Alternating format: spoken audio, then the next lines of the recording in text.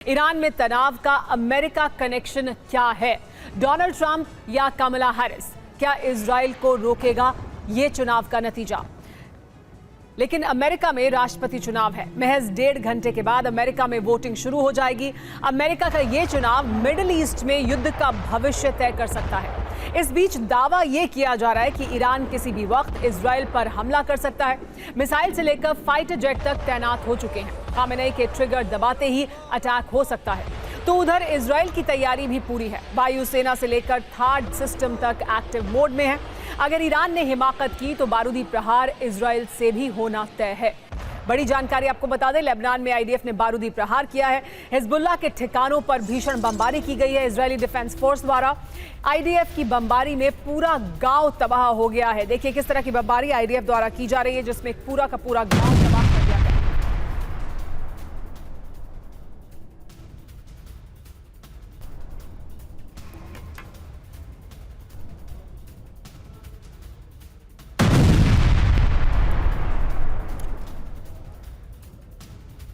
Iran की जंगी तैयारी तेज हो गई है। उड़ान की तैयारी में है लड़ाकू विमान, ये जानकारी मिल रही है। शिराज बेस पर रेडी मोड में है Su-24। देखिए किस तरह से ईरान की जंगी तैयारी देखने को मिल रही है। रेडी मोड में रखा गया है फाइटर जेट्स को। Su-24 को किस तरह से रेडी मोड में रखा गया है शिराज बेस पर, उसकी तस्वीरें और वीडियो सामने आए हैं।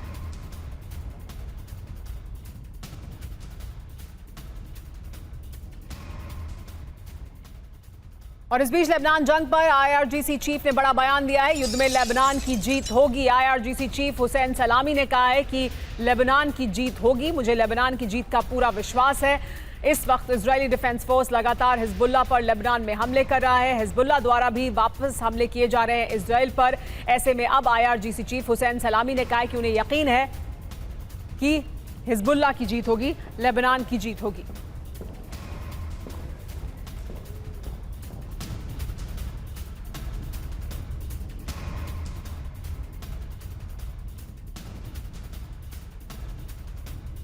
देखिए इस वक्त जंग जारी है हिजबुल्लाह और इजराइल के बीच, इजरायली डिफेंस फोर्स के बीच। ऐसे में ईरान की तरफ से बड़ा बयान आईआरजीसी चीफ ने कहा है हुसैन सलामी ने कि उन्हें पूरा यकीन है कि इस युद्ध में लेबनान की ही जीत होने वाली है।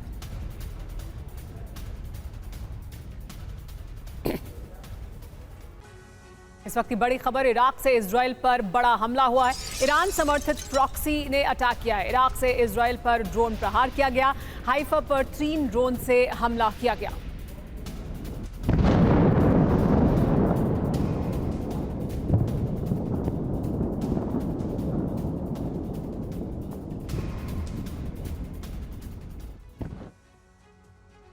इस वक्त की बड़ी खबर, ईरान से हमले को लेकर आईडीएफ अलर्ट है।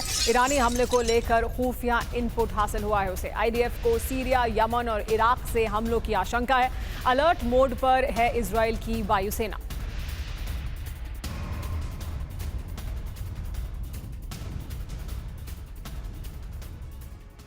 ईरान का बारूदी बदला, 3 दिशाओं से क्या होगा हमला?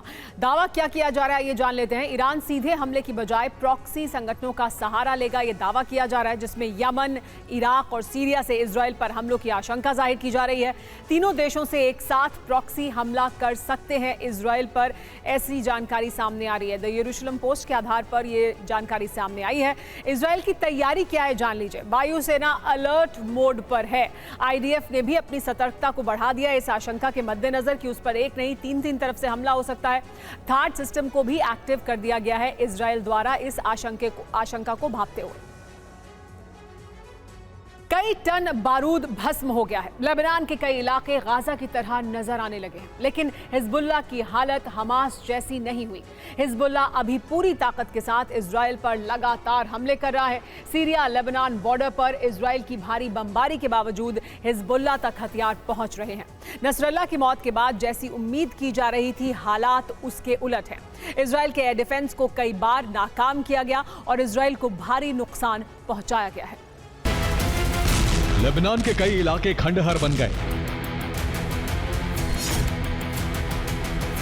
लेकिन हिजबुल्लाह की ताकत कम नहीं हुई।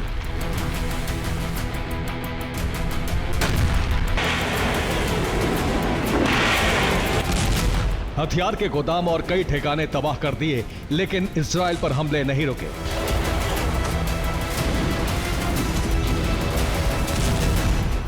नसरल्ला को खत्म कर दिया गया, लेकिन हिजबुल्लाह के लड़ाके नहीं झुके।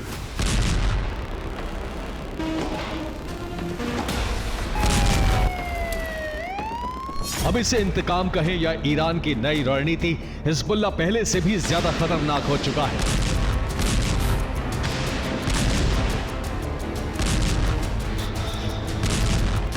पहले से भी ज्यादा बलवान हो चुका है। हिजबुल्लाह के पास आधुनिक हथियार पहुंच चुके हैं। हिजबुल्लाह के पास हथियारों की कमी नहीं है। हर दिन इजराइल पर घातक हमले हो रहे हैं।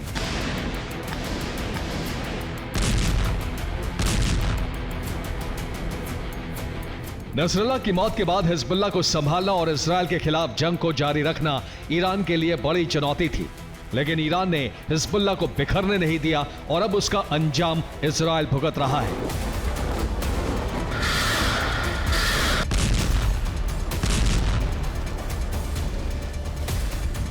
हिजबुल्लाह के हमलों को रोक पाना क्यों मुश्किल है, इसका अंदाजा इस वीडियो से हो रहा है। जंगली रास्तों पर तेज रफ्तार से चलने वाली बाइक, किसी आधुनिक सेना जैसी वर्दी और हथियार,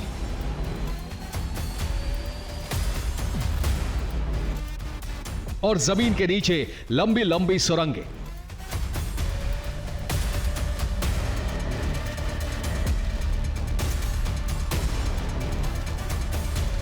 यही इजराइल के लिए बड़ी चुनौती है।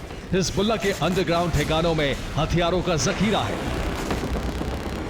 चंद सेकंड में जमीन से इजराइल पर मिसाइल और रॉकेट बरसाने का इंतजाम है। यही वजह है कि हवाई हमलों के बावजूद हिजबुल्लाह की ताकत कम नहीं हुई।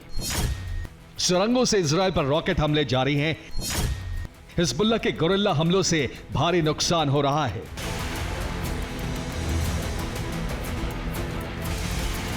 हिजबुल्लाह लगातार ड्रोन से भी हमले कर रहा है।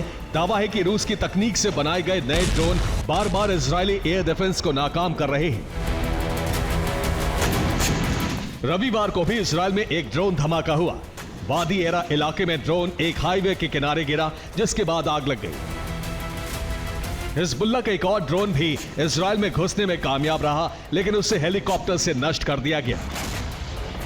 यह धमाका जिस इलाके में हुआ वहां इजराइल का एक गैस स्टेशन है। सीरिया से भी इजराइल पर हमले जारी हैं। इस्लामिक रेजिस्टेंस सैनिकों पर हमले कर रहा है। इस्लामिक रेजिस्टेंस रॉकेट और ड्रोन से हमले कर रहा है। इजराइल ने लेबनान में सीरिया से जुड़ने वाले लगभग सभी हाईवे और अंडरग्राउंड टनल को ध्वस्त कर दिया है, लेकिन इसके बाद भी हिजबुल्लाह की ताकत में कमी नहीं आ रही। अब एक नया खुलासा हुआ है जिसके मुताबिक सीरिया से हिजबुल्लाह की सप्लाई में कोई कमी नहीं आई है। यही वजह है कि यह युद्ध गाजा युद्ध से अधिक चुनौतीपूर्ण बन चुका है। गाजा में एक साल में इजराइल को जितना नुकसान हुआ, उससे कहीं ज्यादा नुकसान लेबनान में चंद महीनों में हो चुका है। इजराइल के कई शहरों में भी धमाके हो चुके हैं। एक रिपोर्ट के मुताबिक लेबनान में भारी तबाही के बीच हिजबुल्लाह के हमले रुकने के बजाय तेजी से बढ़ चुके हैं। अब हिजबुल्लाह पहले से अधिक ताकतवर और घातक हथियारों से हमले कर रहा है।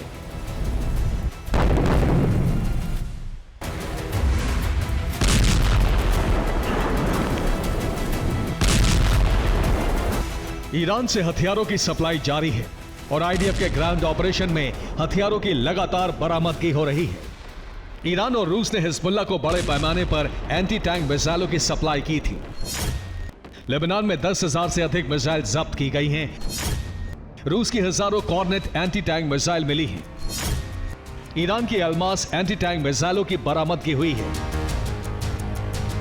इजराइल अब तक हिजबुल्लाह से मिले हथियारों को नष्ट कर रहा था, लेकिन एंटी टैंक मिसाइलों की तादाद इतनी अधिक है कि इजराइल ने मिसाइलों को नष्ट करने के बजाय उसे इस्तेमाल करने का फैसला लिया है। हिजबुल्लाह के हथियार से अब लेबनान में ही हमले होंगे। इजराइल एंटी टैंक यूनिट बनाने पर विचार कर रहा है। रूस ईरान के एंटी टैंक मिसाइल से अब हिजबुल्लाह के ठिकाने भस्म किए जाएंगे। हिजबुल्लाह के कमांडर और टॉप लीडर्स के खिलाफ इजरायली सेना का अभियान जारी है। इजरायल को फिर एक बड़ी कामयाबी मिली है। इजरायल ने ड्रोन यूनिट के टॉप कमांडर को ढेर कर दिया है। हिजबुल्लाह के इस कमांडर का नाम अली बरकत था। अली बरकत ड्रोन हमलों की रणनीति बनाता था। अली बरकत क्रूज मिसाइलों के प्रोडक्शन से भी जुड़ा था। लेबनान में ग्राउंड ऑपरेशन के दौरान इजरायली सेना को फिर हिजबुल्लाह का एक बड़ा ठिकाना मिला है। हिजबुल्लाह के लड़ाके तो यहां से भाग निकले, लेकिन हथियारों का बहुत बड़ा जखीरा मिला है। खुलासा हुआ है कि हिजबुल्लाह के पास अब सरफेस टू एयर मिसाइल भी पहुंच चुकी है। हिजबुल्लाह जमीन से हवा में मार करने वाली मिसाइलों से आईडीएफ के लड़ाकू विमानों को निशाना बनाने की तैयारी कर रहा था। लेबनान में हवाई हमले के दौरान 2 अस्पतालों पर भी बमबारी की गई।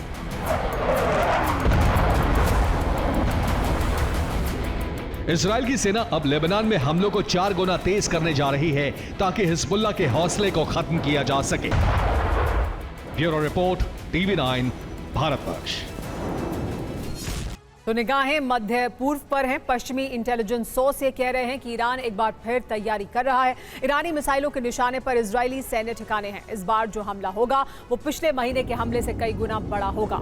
इस्माइल हानिया नसरुल्लाह की मौत का बदला लेने के लिए ईरान ने पिछले महीने की मिसाइल स्ट्राइक की थी, लेकिन इस बार खामेनेई ईरान को मध्य पूर्व का बादशाह साबित करना चाहते हैं और इसका आगाज इजरायल को दहलाने से करना चाहते हैं। पश्चिमी मीडिया के हवाले से खबर आ रही है कि अगले 24 घंटे इजरायल के लिए बहुत अहम है। ईरानी खेमे में तेज हलचल नजर आ रही है। एक बड़ी जानकारी इसी से जुड़ी हुई कि किसी भी वक्त ईरान कर सकता है इजरायल पर हमला। ईरानी मिसाइल फोर्स में दिखी है हलचल। पिछली बार की तरह मिसाइल हमले संभव हैं, ऐसी जानकारी मिल रही है। दरअसल पश्चिमी मीडिया के हवाले से खबर सामने आ रही है जिसमें कहा जा रहा है कि ईरान तैयारी कर रहा है, ईरान में हलचल दिखाई दे रही है और एक बार फिर मिसाइल हमला हो सकता है पिछली बार की तरह।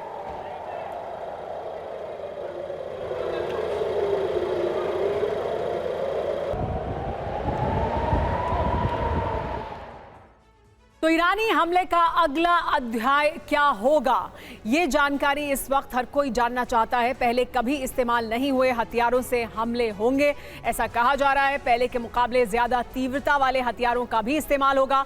तबरेज मिसाइल बेस पर बड़ी हलचल देखी गई है। पश्चिमी मीडिया के हवाले से खबर सामने आ रही है। तबरेज मिसाइल बेस से मिसाइलें ट्रांसपोर्ट की जा रही हैं। खुर्माबाद मिसाइल बेस पर 200 से ज्यादा मिसाइलें तैनात कर दी गई हैं। केनियन मिसाइल बेस पर भी 100 से ज्यादा मिसाइलें तैनात की गई हैं। तो अलग अलग जगह मिसाइलों को तैनात किया गया है। एक जगह 200 से ज्यादा, एक जगह 100 से ज्यादा मिसाइलों को तैनात किया गया है।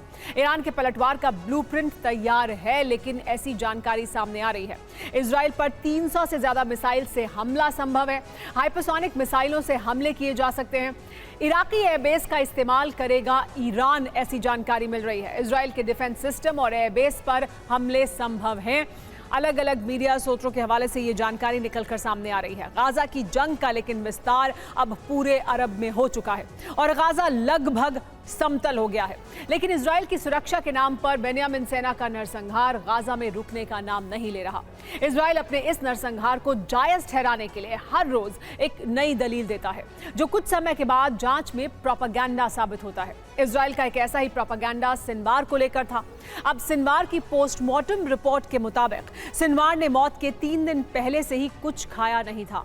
इस सच के सामने आने से सिनवार के ऐशो आराम का दावा भी प्रोपेगेंडा साबित हुआ है। तारीख 16 अक्टूबर, जगह राफा, गाजा।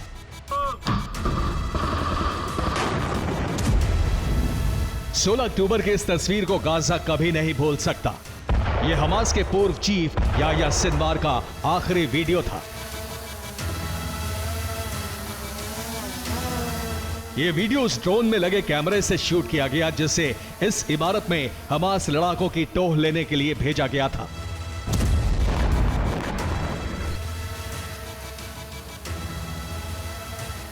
इसके बाद जो तस्वीरें सामने आई वो सिनवार के शव की थी, जिन्हें जारी कर इजरायल को लगा था कि याह्या सिनवार और हमास का अंत हो चुका है। लेकिन अब याह्या सिनवार को लेकर जो खुलासा हुआ है उसने हमास और बाकी प्रॉक्सी संगठनों में नया शक्ति संचार कर दिया है और ईरानी प्रॉक्सी ने एकजुट होकर इजराइल के सर्वनाश की कसम खा ली है। दरअसल ईरानी न्यूज एजेंसी इरना की रिपोर्ट में सिनवार पर बड़ा खुलासा हुआ है। इन खुलासों का आधार याह्या सिनवार की पोस्टमार्टम रिपोर्ट है। दावा है कि मौत से 3 दिन पहले सिनवार ने कुछ नहीं खाया था, यानी सिनवार मौत से 72 घंटे पहले से भूखा था। सिर्फ इतना ही नहीं, उसके साथ मौजूद लोगों के भी भूखा होने का दावा है। सिनवार की मौत को लेकर हुए इस खुलासे के बाद पूरी दुनिया में इजरायली सरकार और सेना पर सवाल उठ गए हैं।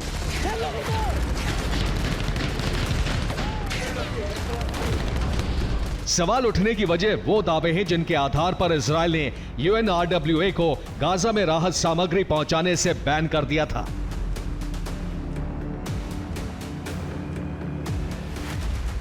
उनतीस अक्टूबर को इजरायली संसद में एक बिल पास किया गया था।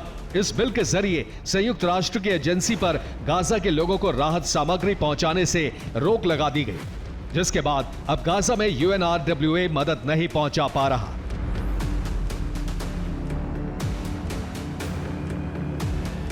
दरअसल इजरायल दावा करता रहा है कि संयुक्त राष्ट्र और दूसरे देशों से जो मदद गाजा पहुंचती है उसे हमास लड़ा के आम फिलिस्तीनियों से लूट लेते हैं।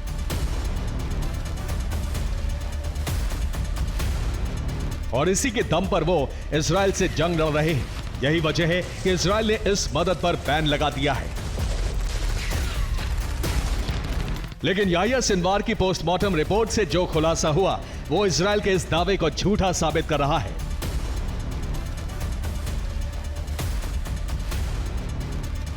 याह्या सिनवार की मौत 16 अक्टूबर को हुई। रिपोर्ट के मुताबिक उसे 3 दिन से खाना नहीं मिला था, जबकि इजरायल ने UNRWA की गाजा में मदद पर रोक 29 अक्टूबर को लगाई। सवाल उठता है कि अगर वाकई हमास लड़ा के राहत का सामान लूटते हैं तो याह्या सिनवार 3 दिन से भूखा क्यों था?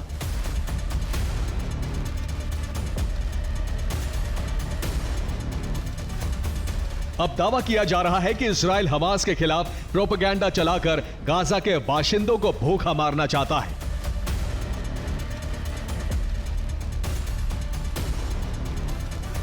ताकि वो हमास लड़ाकों के खिलाफ हो जाएं और जंग में इजरायल की मदद करें।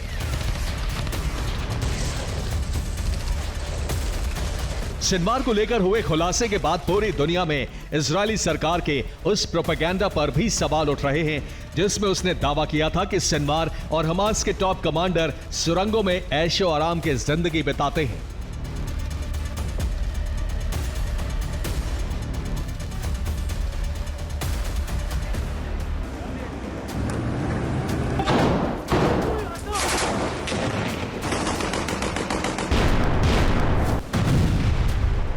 लेकिन सवाल है कि सिनवार से जुड़ी यह रिपोर्ट सामने कैसे आई?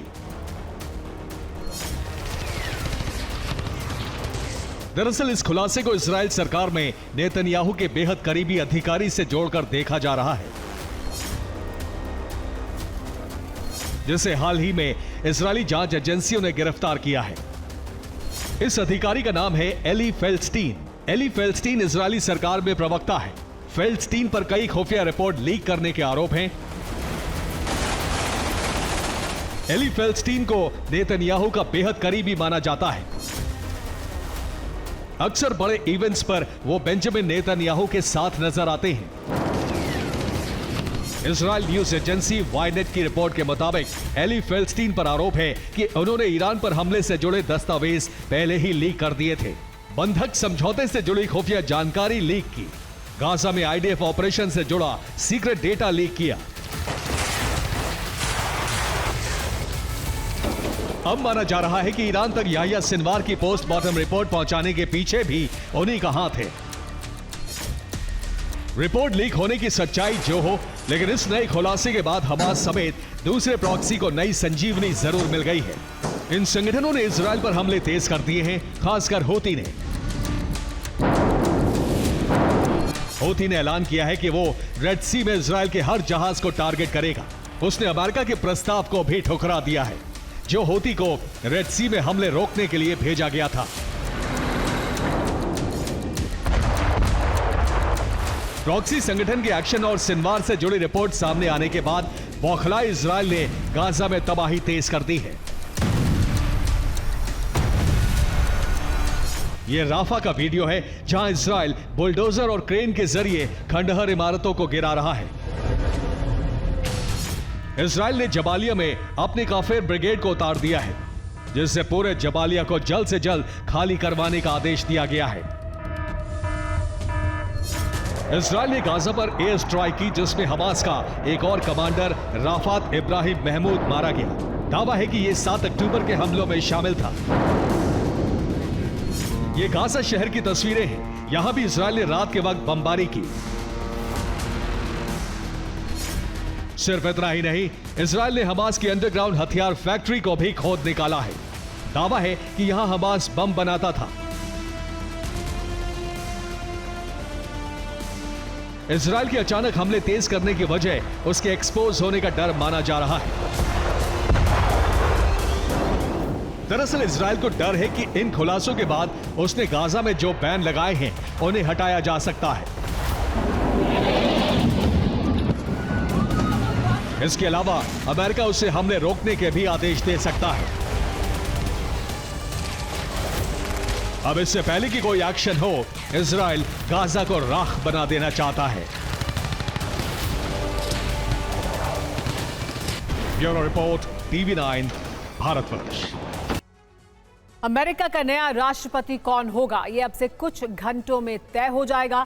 राष्ट्रपति चुनाव के लिए थोड़ी देर में वोटिंग शुरू हो जाएगी। इस दौरान अमेरिकी लोग दुनिया के सबसे शक्तिशाली नेता को चुनने के लिए वोट डालेंगे। दावा किया जा रहा है कि डोनाल्ड ट्रंप और कमला हैरिस के बीच कड़ी टक्कर है। ज्यादातर सर्वे में भी कुछ ऐसा ही दावा किया जा रहा है। चुनाव को अपने पक्ष में करने के लिए ट्रंप और कमला हैरिस ने आखिरी दिन ताबड़तोड़ रैलियां की हैं। कमला हैरिस ने 5 तो ट्रंप ने 4 चुनावी रैलियों के जरिए चुनाव प्रचार किया। दुनिया के सबसे बड़े चुनाव के लिए TV9 भारतवर्ष ने खास तैयारी की है। TV9 संवाददाता मनीष झा न्यूयॉर्क से हर अपडेट आप तक लगातार पहुंचा रहे हैं। इससे जुड़ी एक बड़ी खबर आपको बता दें, थोड़ी देर के बाद अमेरिका में राष्ट्रपति चुनाव के लिए मतदान करीब 1 घंटे के बाद शुरू होगी वोटिंग। सभी 50 राज्यों में मतदान होगा। कमला हैरिस और डोनाल्ड ट्रंप के बीच कड़ा मुकाबला है।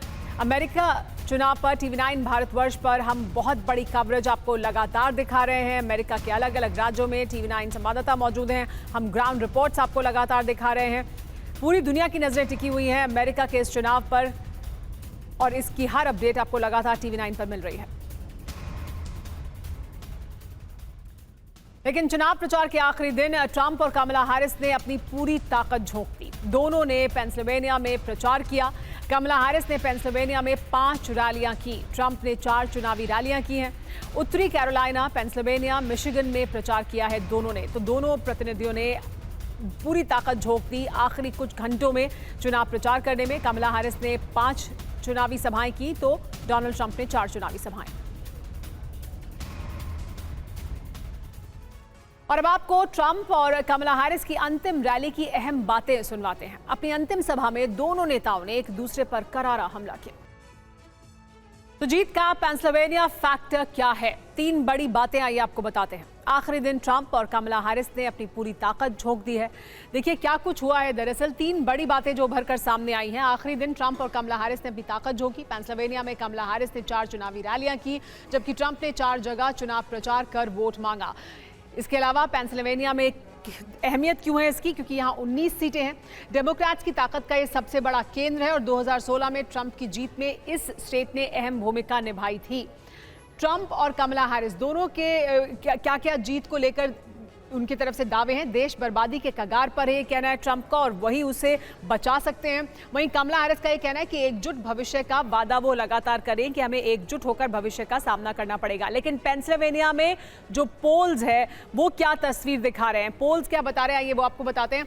1 नवंबर तक के ये आंकड़े हैं। ABC का पोल है और न्यूयॉर्क टाइम्स का पोल है। न्यूयॉर्क टाइम्स का पोल देखिए बहुत हद तक बिल्कुल कांटे की टक्कर दिखा रहा है। 47.9% अगर ट्रंप के पक्ष में है तो 47.6% कमला हैरिस के पक्ष में है। बहुत 0.2 का जो एज है वो ट्रंप के पास है। एबीसी का पोल भी दिखा रहा है कि बहुत करीब है, लेकिन कमला हैरिस को एज है। यहाँ पर 49% उनके पक्ष में लोग हैं तो 48% डोनाल्ड ट्रंप के पक्ष में है। ये पेंसिल्वेनिया का फैक्टर है, यहाँ से 19 सीटें हैं और इसी वजह से आखिरी वक्त में दोनों नेताओं ने अपनी अपनी पूरी ताकत पेंसिल्वेनिया में झोंकी है। अमेरिकी चुनाव की टाइमलाइन लेकिन क्या है ये आपको बता दें। कब तक चुनाव होंगे और कब नतीजे आएंगे ये आपको जानना जरूरी है। अमेरिकी चुनावों की टाइमलाइन ये है कि आज शाम से शुरू हो जाएगा अमेरिका में मतदान। लोग पोस्टल बैलेट से मतदान करेंगे। बुधवार शाम 7 बजे से नतीजे आने शुरू हो जाएंगे। सभी 50 राज्य अपने अपने राज्यों के नतीजे घोषित करेंगे। सबसे अंत में स्विंग स्टेट के नतीजे आ सकते हैं। गुरुवार की सुबह तक अगले राष्ट्रपति की तस्वीर साफ हो जाएगी। अमेरिका के दर्शकों के लिए लेकिन एक जरूरी जानकारी भी है। टीवी 9 भारतवर्ष ने अमेरिका के राष्ट्रपति चुनाव के लिए अमेरिका में एक खास स्टूडियो बनाया है। इस खास स्टूडियो से हम रात 8:30 बजे से लगातार लाइव रहेंगे। अमेरिका के दर्शक हमारे 732-496-8445 नंबर पर कॉल कर हमसे जुड़ सकते हैं। आप स्क्रीन पर इस समय नंबर देख सकते हैं। इस नंबर पर अमेरिका के हमारे दर्शक हमारे साथ जुड़ सकते हैं, अपना सवाल सामने रख सकते हैं। 732-496-8445 732-496-8445 ये नंबर है अमेरिका के दर्शकों के लिए, क्योंकि हमने अमेरिका में अपना एक स्टूडियो बनाया है जो लगातार लाइव रहेगा। लेकिन अमेरिका में पहले से वोट डालने की प्रक्रिया शुरू हो जाती है। अभी तक 8 करोड़ लोगों ने वोट डाल दिया है। प्री पोल के दौरान लोगों ने ये वोट डाले हैं। मेल के जरिए भी ज्यादातर वोटिंग हुई है, यानी जो वोट डालने की प्रक्रिया है वो पहले से चल रही है, जिसमें प्री पोल में लोगों ने वोट डाला है। बैलेट के जरिए जो वोट डाला गया है उसमें जो पोस्टल बैलेट्स हैं वो भी शामिल हैं। तो ये तमाम चीजें अभी चल रही हैं। 8 करोड़ लोग पहले ही मतदान कर चुके हैं प्री पोल के दौरान। मेल के जरिए भी उन्होंने मतदान किया है। अमेरिका में 5 नवंबर को चुनावी तारीख है, लेकिन इस तारीख से कई दिन पहले से ही मतदान शुरू हो जाता है। इसे अर्ली वोटिंग कहते हैं। अर्ली वोटिंग में किसका पक्ष मजबूत है, आइए ये आपको बताते हैं। अर्ली वोटर्स किसके खेमे में, जानना बहुत जरूरी है क्योंकि ये संकेत देता है। 15 करोड़ वोटर्स में से 8 करोड़ वोटर मतदान कर चुके हैं। अर्ली वोटिंग में डोनाल्ड ट्रंप को बढ़त का अंदेशा है। अर्ली वोटर्स पर ट्रंप की पार्टी ने खास ध्यान दिया है। अंतिम दिन के मतदान में वोटर्स के स्विंग होने का खतरा भी है। लेकिन मतदान से पहले ट्रंप ने बड़ी अपील की है। भ्रष्ट व्यवस्था को हराने का आखिरी मौका है, ये कहा है ट्रंप ने। बाहर निकलिए और वोट दीजिए, ये अपील की है ट्रंप ने कि बाहर निकलें और वोट करें। नए अमेरिका के निर्माण के लिए उन्होंने वोट मांगा और कहा कि ये आखिरी मौका है भ्रष्ट व्यवस्था को बदलने का। ट्रंप या कमला हैरिस, आगे क्या होगा, ये बड़ा सवाल है जो सिर्फ अमेरिका के तमाम लोगों के मन में ही नहीं है, पूरी दुनिया भी ये जानना चाहती है क्योंकि इससे बहुत कुछ प्रभावित होगा। तो देखिए, अगर ट्रंप की जीत होगी तो ईरान के साथ युद्ध शुरू हो जाएगा। अगर कमला हैरिस जीती तो रूस और नेटो में टकराव तय माना जा सकता है। अगर ट्रंप की जीत हुई तो मध्य पूर्व पर उनका खास ध्यान होगा। वहीं रूस के खिलाफ कठोर रुख होगा अगर कमला हैरिस जीतेंगी।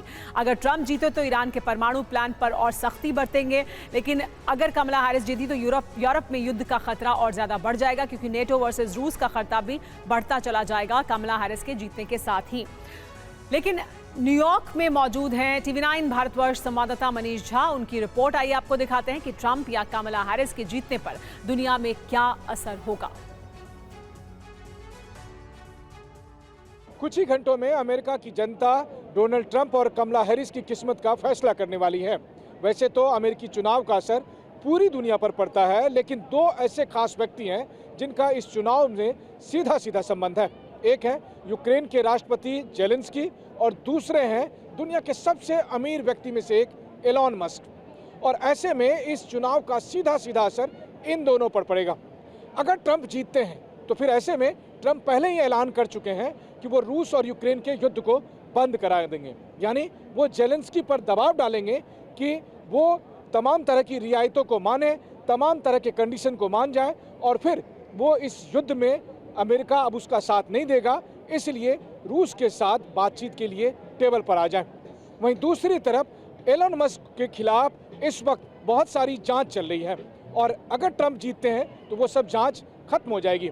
लेकिन अगर ऐसा नहीं हुआ, डोनाल्ड ट्रंप हार गए, तो वैसी स्थिति में इन दोनों के साथ क्या होगा? फिर एलन मस्क के खिलाफ जो जांच चल रही है, ऐसा लग रहा है कि कमला हैरिस के राष्ट्रपति बनने के बाद वो जांच आगे बढ़ेगी और फिर ऐसे में एलन मस्क को के खिलाफ कड़ी कार्रवाई हो सकती है और उन्हें जेल तक जाना पड़ सकता है। वहीं दूसरी तरफ जेलेंस्की की बल्ले बल्ले हो सकती है, यानी जिस तरह का समर्थन अमेरिका लगातार यूक्रेन को दे रहा था, कमला हैरिस के बनने के बाद जेलेंस्की को वो समर्थन जारी रहेगा और तब ऐसे में रूस और नाटो की सीधी जंग हो सकती है। तो इसीलिए अगले कुछ घंटे बेहद खास है, न केवल अमेरिका के लिए बल्कि बाकी दुनिया के लिए और इनके साथ साथ एलन मस्क और जेलेंस्की जैसे लोगों के लिए भी। कैमरामैन कपिल बेदी के साथ Manish Jha, TV9 Bharatvarsh, New York, America. अमेरिकी सिंगर लेडी गागा ने कमला हैरिस के पक्ष में चुनाव प्रचार किया। पेंसिल्वेनिया की रैली में कमला हैरिस के समर्थन में लेडी गागा ने अमेरिकी लोकतंत्र को बचाने की अपील की। वहीं ट्रंप की रिपब्लिकन पार्टी के नेता विवेक रामास्वामी का दावा है कि ट्रंप ऐसी जीत दर्ज करने जा रहे हैं जो इससे पहले किसी राष्ट्रपति को नसीब नहीं हुई। और अब आपको बताते हैं कि अमेरिका का चुनाव भारत के चुनावों से कितना अलग होता है। भारत और अमेरिका के चुनाव में क्या अंतर है, आइए देख लेते हैं। देखिए, भारत और अमेरिका में क्या अंतर है। भारत में मतदान के दिन स्कूल, कॉलेज, ऑफिस में छुट्टी होती है। अमेरिका में छुट्टी नहीं होती, सामान्य कामकाज चलता रहता है और मतदान होता है। भारत में एक दिन में ही मतदान होता है, लेकिन अमेरिका में 15 दिन पहले से वोटिंग शुरू हो जाती है, जिसे अर्ली वोटिंग कहते हैं। भारत में वोटर ID, आधार कार्ड दिखाकर वोटिंग होती है। अमेरिका के कुछ राज्यों में कार के नंबर प्लेट या बिना ID के भी आप जाकर वोटिंग कर सकते हैं। भारत में EVM से वोटिंग होती है, लेकिन अमेरिका में मत पत्रों के जरिए ही वोटिंग होती है, यानी बैलेट पेपर के जरिए ही वोटिंग होती है। भारत में केंद्रीय चुनाव आयोग चुनाव कराता है। अमेरिका में किसी तरह का कोई चुनाव आयोग नहीं है। अलग अलग राज्य अपने अपने तरीके से चुनाव कराते हैं। तो ये अंतर है भारत और अमेरिका के चुनाव में। एक लंबी प्रक्रिया है अमेरिका में चुनाव की और उसके बाद नतीजे सामने आते हैं। अमेरिका के दर्शकों के लिए हम एक बार फिर आपको एक जरूरी जानकारी दे दें। TV9 भारतवर्ष ने अमेरिका के राष्ट्रपति चुनाव के लिए अमेरिका में एक खास स्टूडियो बनाया है। इस खास स्टूडियो से हम रात 8:30 बजे से लगातार लाइव रहेंगे। अमेरिका के दर्शक हमारे 732-496-8445 नंबर पर कॉल करके हमसे जुड़ सकते हैं। आप स्क्रीन पर नंबर देख सकते हैं। यहां से हम लगातार लाइव रहेंगे चुनाव नतीजों को दिखाने के लिए। एक बार फिर से नंबर नोट कर लीजिए। अमेरिका के TV9 भारतवर्ष के दर्शक 732-496-8445।